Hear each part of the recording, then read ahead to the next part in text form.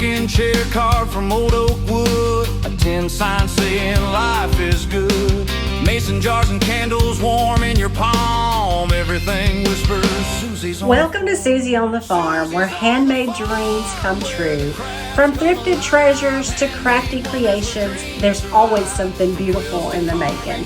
So come on in, feel the heart, and let your creativity bloom.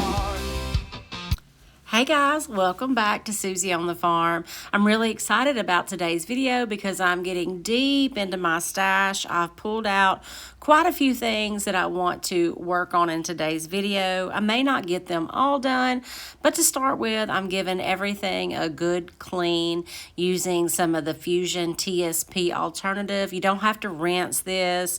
It gets any residue off so that I can begin painting or whatever I'm going to do. For a few of these items, I'm going to go ahead and give them a couple of coats of shellac. I'm probably going to be using some milk paint, and y'all know how obsessed I am with the chippiness that putting the shellac underneath makes on these things. So I'm going to go ahead and give a few some shellac. However, this is an old sign that I had in my stash. It didn't get shellacked, but what I am doing is giving it a couple of good coats of white paint so that I can decoupage. I have lots of blanks that I need to get made up and for sale instead of them sitting back on my shelf. So I'm using Fusion. This is either lamp white or picket fence. I can't really tell, but they're both pretty bright whites. And then I couldn't decide. I had several recycled decoupage papers open, so I put it out to you guys to let y'all choose, and unanimously it ended up being the cows. So now I'm taking some Mod Podge and I am just doing it panel by panel on this wood sign until I get these cute little cows down. The reason I was thinking against this one was I didn't want to lose any of their ears, but in the end it ended up looking perfect, and cows are a great seller. You could drive down any road and you'll see cows here, so they're always a great little farmhouse seller. So I'm glad you guys chose these two cute little cows. After I got them all decoupage down and the decoupage paper is completely dry, I am now taking an X-Acto knife and just cutting those slits out in between the panels and taking my fingers and pushing that paper in, and I'm using a sanding block in a downward motion to remove any of the excess paper from the sides.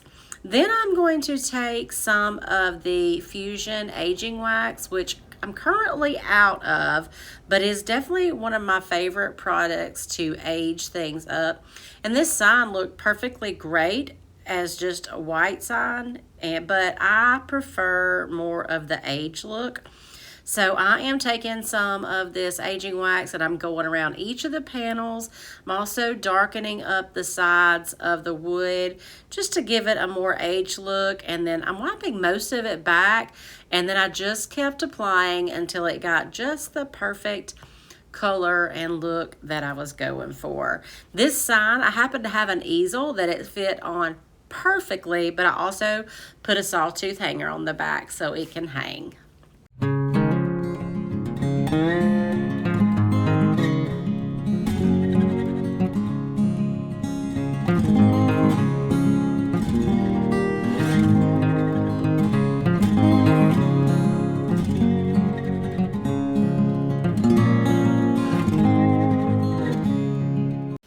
This cute little child's chair came with a table and chair set I had bought years ago at the thrift store, and it had some animal damage on it. I sanded all that smooth. This has actually been sitting on my front porch for a few years as a plant stand, so I decided to give it a makeover, and I'm using Fusion milk paint, and this is the color Mojito, which is a really pretty sage green. You just mix it half and half with water.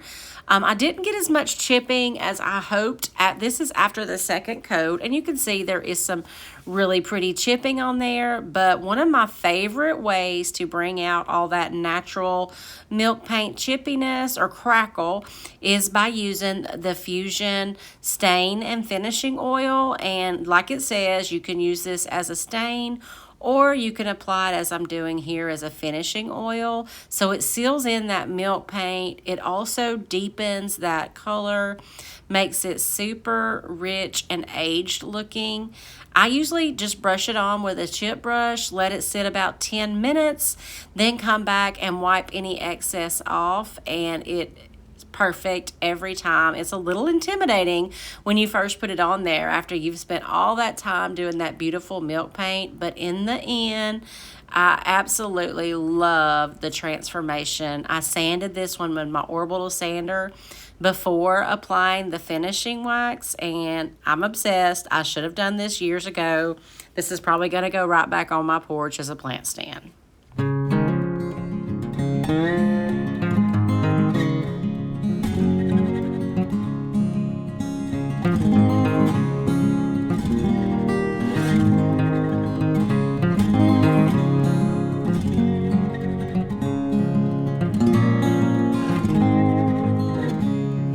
I'm going to go ahead and do a couple of more milk paints. This one I sprayed with the shellac. This one is actually the bucket I was using to hold the cleaner in, so I thought, why not give it a go now? So in order to make it match that other one a little bit, I want a base color. So I'm giving it some Fusion. This is the all-in-one paint, so it has a built-in sealer and top coat, and that was the color Oakum. Now I had a little bit of Sweet Pickins milk paint, and I believe the name of this color is Sweet Potato. I've had this for a while, back when I was getting some of Sonnet's Maker's Box, and I want to start working on some fall stuff already. I know that's hard to imagine, but this is a perfect orange for that. And y'all, look at the beautiful crackle. I don't really know what happened to the Oakum under there because I can see more of that galvanized metal coming out. This was after 2 coats and drying it with a heat gun. This is one of the new Connie Lines and Designs rice papers. This is called Bellies Full of Song, I think. And this is, it's got 3 cute little birds. To begin with, I painted the back of this one white since I'm putting it on a surface that I can't paint white. I painted the back white, and now I'm using the wet tear method to have a real organic tear on my rice paper. And I am simply going to use the Mod Podge. I think I watered this one down a little bit just to make it easier to work with. I'm lining up my paper and laying it down and then going over it with Mod Podge. And while I was at it, I went ahead and sealed up all that milk paint with the Mod Podge as well. I decided against using the finishing oil on that one because I liked that galvanized color. But I did go ahead and use it on this vase, and it is just perfectly aged now. And look how cute that little bird is. And I still have the other 2 to use on another project. All the painting products that I'm using today, except for the Sweet Pickins, you can get on my website at susieonthefarm.com. You can get DIY paint, you can get Fusion, you can get recycled decoupage paper, as well as Connie Lines and Designs rice papers, and much, much more. So y'all be sure and give that a visit.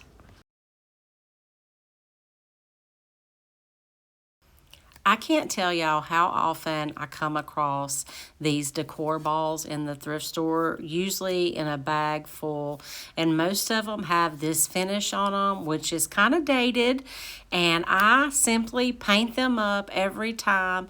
I'll put them out in the store, not painted, so these have been out in the store for a while. They haven't sold. I'm going to use some DIY paint. That is the color Farm Fresh. I had a jar that got broke in the store last week. The lid's messed up on it. I need to use it up before it hardens up too much. So I simply did 2 coats, and now I'm taking that Fusion picket fence, doing a simple dry brush over it, bringing out all of those details, and now I guarantee you these balls will not last a day or two. I gave them a sealer with DIY Big Top, and they are ready to go. It's so fun doing a bunch of different colors in these, and like I said, they are great sellers.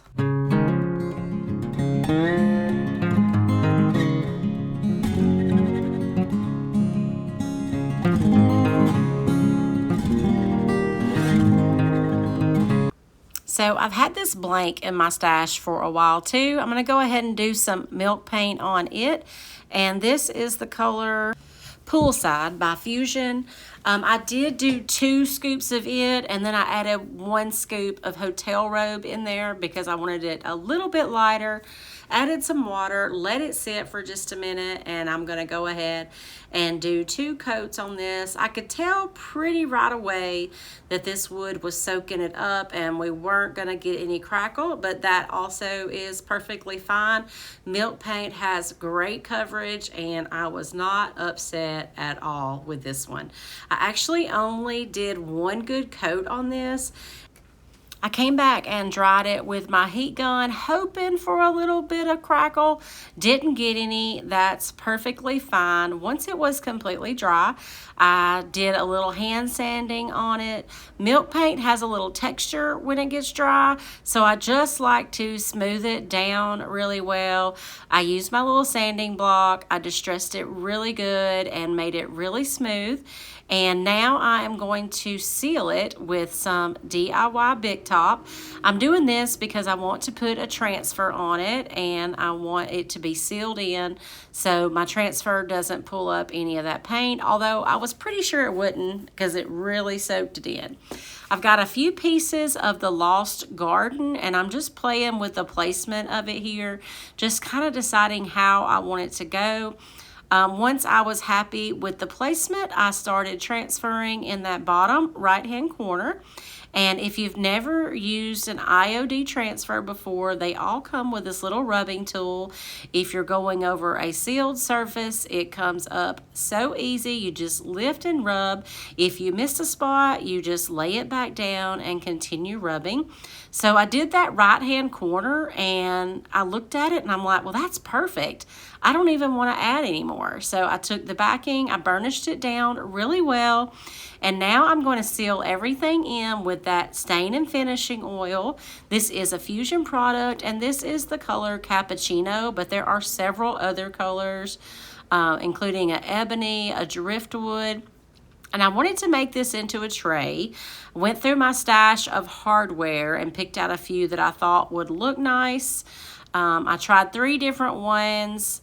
That one's definitely a no-go. The one I settled on was like the brushed nickel, which is not usually something I go for, but worked perfectly with this tray. And this is stunning in person, y'all. It is so beautiful.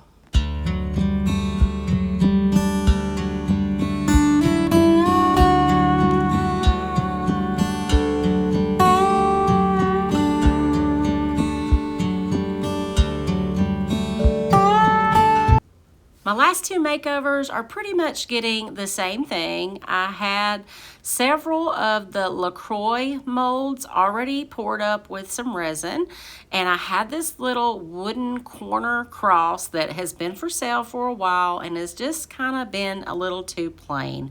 So I'm using Type Bond Quick and Thick glue. This is my go-to glue for almost any surface.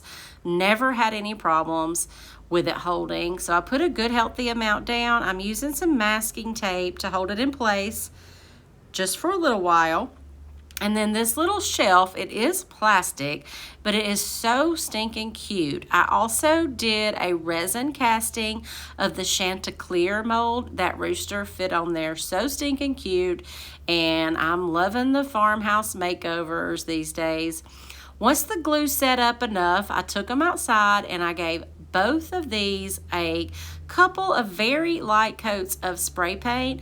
Now I'm moving back to that Farm Fresh. This is a DIY clay-based paint. It's water soluble. It's highly pigmented. It goes on so good and so easy. And I just went over both of these with 2 coats of the Farm Fresh. Once the paint was completely dry on them, I came back and did a little wet distressing to bring back that black spray paint from underneath. So it's sealed in. It won't wet distress, but this paint on top of it does. So I really went over the molds, highlighting all of those details, bringing back a good bit of that black. And even though I have this speeded up and it's super simple to do, it does take a minute. So don't think that you can do this in just like 2 minutes. It's easy, but it takes a minute. So I finished both of them the same way, and then I still wanted some gold. I love the turquoisey color and gold, so I took a little of the antique gold rub and buff on my finger and just highlighted all of those molds. And then I also decided, why not add a little bit more gold? You know, when you're doing projects like this, I don't have these planned out. It's just as it goes, what I think looks good, and I keep adding. You think it's going to look good, you really hope it's going to look good, and sometimes it does. And I'm so glad that these did. It always seems like my favorite projects end up to be the last project of the day, and this video was no exception. I absolutely love the way both of these turned out. They're just such a gorgeous transformation. So I hope that y'all have enjoyed this video. I hope that you got lots of inspiration for making over your own plain thrift store finds, or just something you've been hanging on to and you're tired of looking at it one way. It is so easy to give it a easy little makeover using so many wonderful products that, don't forget, you can get at susieonthefarm.com. Thank y'all so much for watching, and I hope you have a great day, and I will see you again in the next video.